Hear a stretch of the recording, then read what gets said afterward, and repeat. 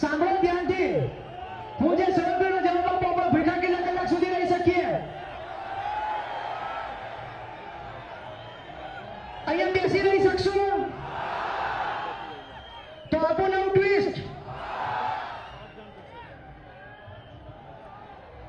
આ આવેદન પત્ર ધ્યાનથી સાંભળજો. અફડાતફડી ન થવી જોઈએ. પોતાની જગ્યા પરથી ઊભું નથી થવાનું. માનવને ખોલેલા સોગંદ છે, સરદારના વંશજો છીએ. અને બેસી જાઓ. અને એક ઇંચ પણ હલવાનું નથી. નવું ટ્વિસ્ટ આપી રહ્યું. આ આવેદન પત્ર છે. કલેક્ટર સાહેબ કે હું આવેદન લીધું, મેં કીધું ના ભાઈ. હવે આ મંચ પરથી પાટીદાર અનામત આંદોલન સમિતિના કન્વીનર તરીકે હાર્દિક પટેલ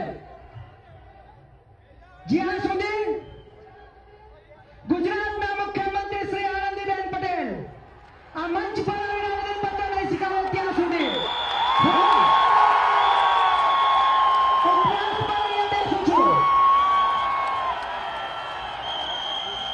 मैं हार्दिक पटेल पाटीदार अनामत आंदोलन समिति का कन्वीनर इस मंच पर जब तक गुजरात के मुख्यमंत्री आनंदीबेन पटेल यहाँ पर मंच पर आकर हमारा आवेदन पत्र स्वीकार न ले और हमें सही योगदान न दे तब तक यहाँ पर उपवास चलेगा और पूरे गुजरात से